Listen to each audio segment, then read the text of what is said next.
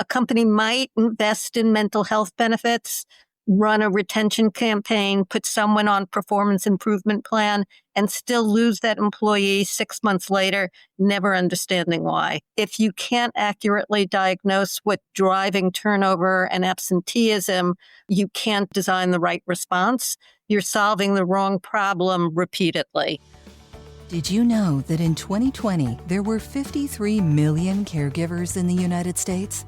And by 2025, this number is expected to grow to 62.5 million. 73% of these caregivers also have a job. They are called working caregivers, and they are invisible because they don't talk about their caregiving challenges. Working Caregivers, the Invisible Employees, is a podcast that will show you how to support working caregivers. Join Selma Archer and Zach Demopoulos on the Working Caregivers, the Invisible Employees podcast as they show you how to support working caregivers. Good morning, good afternoon, good evening from wherever and whenever you are dialing in. We thank you. This is Working Caregivers, the Invisible Employee podcast. I'm Zach Demopoulos. And I'm Selma Archer. Hello, Selma. How are you? I'm great, Zach. How are you doing? I'm doing great. We rarely get reporters and writers on our show. We've had a couple, and we have a great one today. So we're going to get right to Geri, aren't we? Yes, we are. We are. Yeah. Welcome, Geri. Thank you, Selma. Zach and I were so excited to read your most recent Forbes article. You have so many, but the one that really excited us and moved us to give you a call and see if we could have a chat with you, with our audience, is the one titled Caregiving Doesn't Show Up on a Claim Line That's Costing Companies and Employees.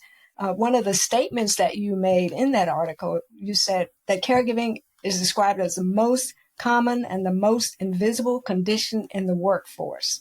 So why do you think that caregiving is still a struggle for companies to see as a legitimate business concern? So part of it is definitional. Employers are used to thinking about workforce challenges as discrete, identifiable conditions, something that would show up in a diagnosis code or a leave request. Caregiving doesn't do that. As I wrote in my Forbes article, caregiving doesn't show up on a claim line. Nearly 3/4 of employees have some caregiving responsibilities. For most companies, that makes it the most common condition in the workforce and the most invisible. I know this personally. In the early 2000s, I managed the care of my aunt. New York City was then the only place in the country paying for 24/7 days a week. Live-in caregiving through Medicare.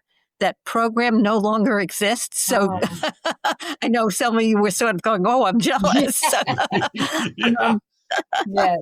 But I will talk about another company that has its own version of that. I had to hire an elder care lawyer just to get through the approval process. That cost roughly $10,000. The experience is part of why I had such a strong reaction when I interviewed Jenny Lee, founder and CEO of HERA, for the secret Medicare benefit, saving families from elder care's hidden crisis. She discovered that Medicare chronic care management billing codes could be used for caregiving. For me, that was a genuine where was this 25 years ago moment. Yes. The other piece is cultural. We've framed caregiving as a private family matter for so long that when it bleeds into work, employers tend to see the symptom without connecting it to the cause. Dr. Madhavi, then Reddy, CEO of Clio, put it clearly. Yeah. Sometimes they see it as a performance issue. When you dig deeper, you realize caregiving is the root cause, and they're doing it without any support. That's a packed response. I mean, you have so many things that you shared with us there. Just quickly, as a follow-up, is there still any type of state level support for caregivers? I thought there were like 3 states that had some paid leave for caregivers, and New York was one of them. Yeah. So off the top of my head, I don't know. I'm no longer working in a big company and I don't have staff, so I don't have to offer those kinds of services. But through Jenny's company, Hera, she does provide within New York State, and it's rolling out into other states as the infrastructure within those states agrees to work with Hera. Mm-hmm. And she gets big name hospital institutions to do that. I think next up might be New Jersey and Connecticut. Oh, great. But in New York State, her AI platform uses Medicare codes for chronic conditions to pay for caregiving. Great. Thanks for sharing that. Oh, yeah. Thank you so much. And thank you for sharing a story about your aunt. And that's a powerful story. And if I told you, if we got a dime for every time somebody told us, where was this stuff before? Some and I'd be rich. But so I ran a home care business for 13 years in the state of New Jersey. And so unfortunately, and you just did a really nice job of clarifying, most families think Medicare is going to take care of us. Don't worry, but that is not the case at home in the majority of this country, unfortunately. Now, Medicaid, different program, and that's a different conversation, but I'm so glad that you did share that. And shout out to New York for that. And shout out to Dr. Van Moretti, who is a big friend of our podcast. She's been on our show. Oh, yeah.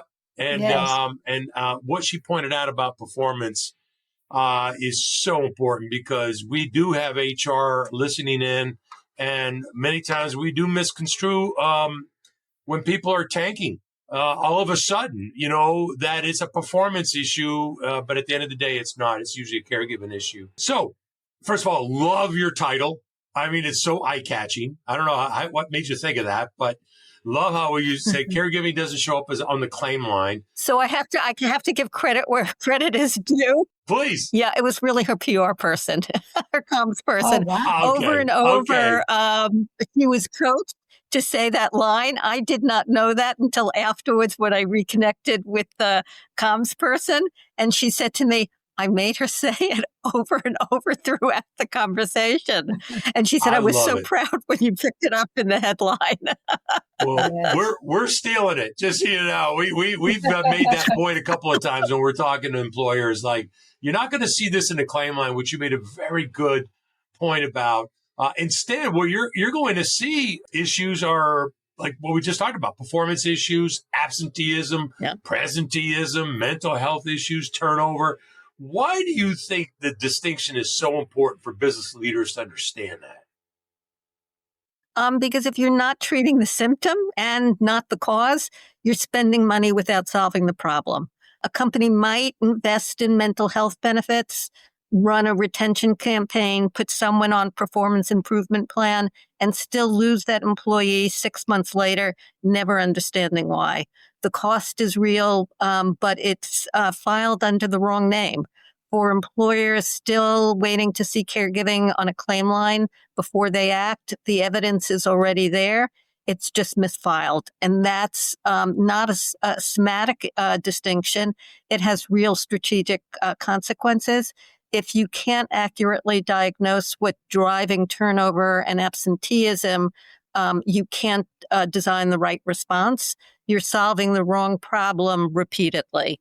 Elle Leborg, co-founder of Alexa, a Dallas-based workforce strategy firm I covered in a Forbes piece, Caregiving is becoming a measurable business risk, frames it this way: caregiving is measurable business condition, not a benefits issue.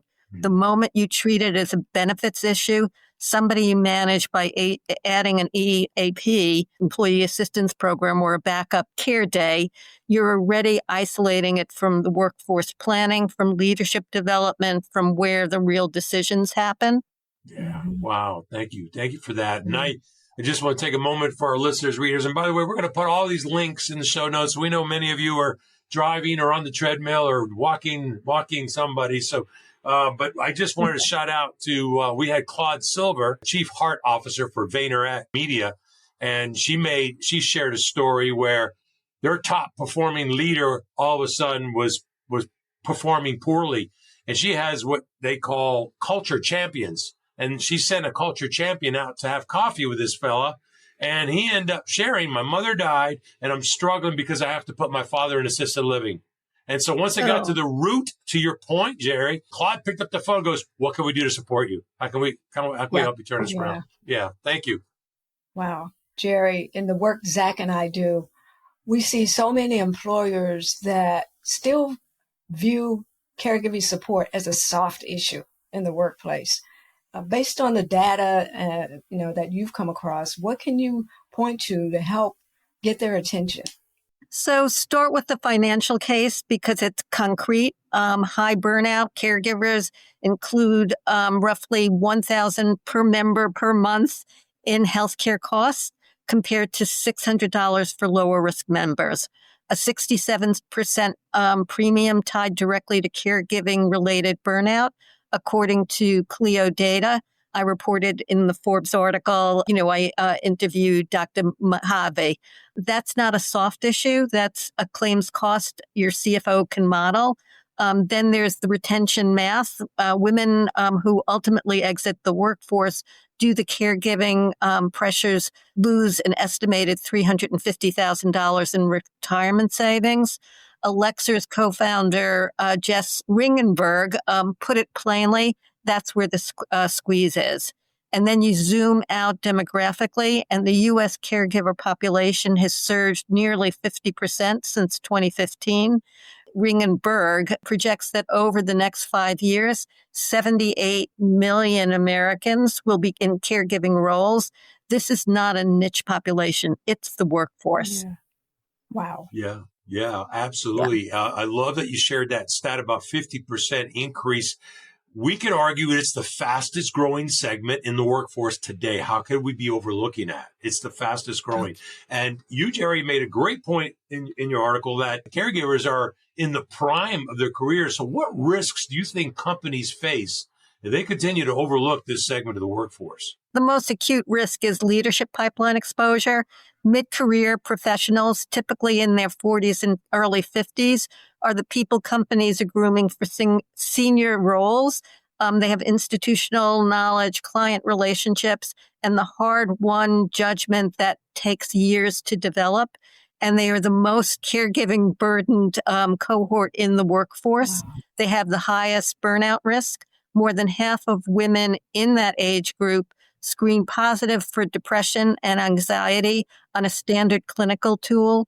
Women caregivers caregiving 15 hours or more per week are 57% more likely to report severe menopausal symptoms versus non-caregivers. This is the perimenopause window, the peak career window, the sandwich generation window all at once. The conversion is not a coincidence. It's structural reality that companies are almost entirely unprepared for. Liz Powell, founder and CEO of G2 Consulting and Women's Health Advocates, framed the systemic risk. These women are the engine room of the paid workforce. When they crash, the fallout is huge. Families fracture, avoidable health claims go up, companies lose talent, communities suffer. That is the cascade companies are not pricing into their risk model. Okay, wow. From all the research and data that you've gathered in pulling together this absolutely fantastic article, was there anything or what surprised you in terms of the status of caregiving in the workforce today? Was there anything that jumped out that you were really surprised about? Yeah, so what shifted in my thinking was the specificity of the data. When I first started covering caregiving in the workforce, so I've written more than the few articles I've cited here over the 14 years I've been writing in Forbes, the conversation was largely anecdotal. What really changed is companies like Clio are providing concrete evidence. That's not a personal story like what I told you about my aunt. That's a public health finding with direct workforce implications. But the research I find most personally meaningful is happening on the care infrastructure side. So today, Hera, who I talked about earlier, can navigate that process without the $10,000 fee that I paid a lawyer for, an elder care lawyer. Right now, HERA is available in New York State and rolling out market by market or state by state. The system existed. It just required somebody tenacious enough to find it. Wow. And on the flip, Yeah.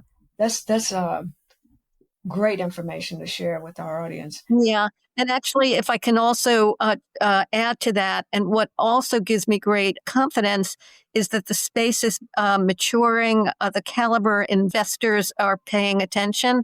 So when I covered Pivotal Ventures, the Melinda French Gates investment arm for Forbes back in November, one finding stood out. Investment in caregiving companies is growing 33% annually, more than twice the rate of the broader market.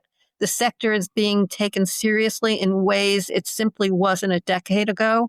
What was also validated across all my caregiving coverage is that caregiving remains undercounted because our systems are designed not to see it. It doesn't show up on the claim line. It doesn't surface in the exit interview, and it certainly didn't show up on anyone's dashboard. The data exists. It's just coded wrong, and that keeps the problem invisible for those who could change it. Wow. It's like what came first, the chicken or the egg, because it's not measured, it's not seen by employers. Yeah. Wow. So our audience, Geri, is made up of HR, employers, managers, caregivers. And so I believe you've got their attention right now because they have to speak to CEOs to try to press this issue forward. I think a lot of times employers don't act because they don't even know how to start, or it could be overwhelming, or they may think EAP is the answer, which we know it is not, right? At the end of the day, what would be something that you would recommend or suggest to somebody in our audience that if they were to have a conversation with a CEO, what's one step at least they could start taking today?